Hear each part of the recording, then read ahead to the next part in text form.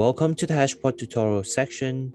Today we'll be touching on part 2 of a series of tutorial videos, and in this tutorial we'll be briefly touching on how you can set yourself up for a porting through the use of Hashport.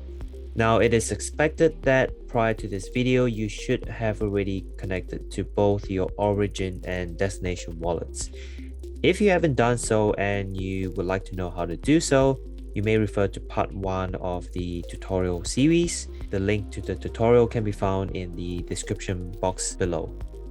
Let's get started.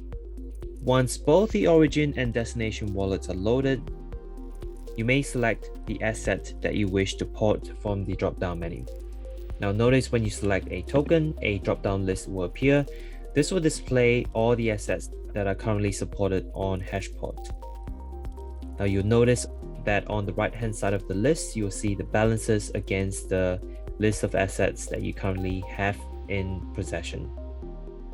So for the purpose of this video, I'm going to do a porting from Hedera, and you'll notice that the origin network will be pre-selected because I've selected Hedera, which is native to Hedera network.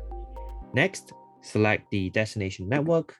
You'll find that we'll support both Ethereum and Matic Polygon mainnets. So as time goes by, we will be adding more networks to the list. And in this case, I'll be selecting the Matic Polygon mainnet. Now, if the destination wallet is not currently on the correct network, as you can see here on my MetaMask, I'm connected to the Ethereum mainnet. The MetaMask will prompt you to do the switch. So I'm about to switch from Ethereum mainnet to the Polygon mainnet. Switching the networks will bring me back to the screen here, and you'll see that the amount field will appear, and right below you see the balance of 182.517 Hedera, showing me how much I have left in my origin wallet. You'll notice on the right hand side here, there's some ramp up tools here that will allow you to ramp up the amount that you so wish to port. And so in this case, you notice that if I select 25%, the pre-flight checks will throw a warning to recommend you to port any amount that's greater or equal to 80 Hedera. This will satisfy the minimum threshold amount for porting. So for the purpose of a demo, I'm going to select 80 Hedera. And this will display a summary, or rather a brief, to tell you how much you'll be porting over and what you'll be receiving as the representative assets on the other side of the bridge.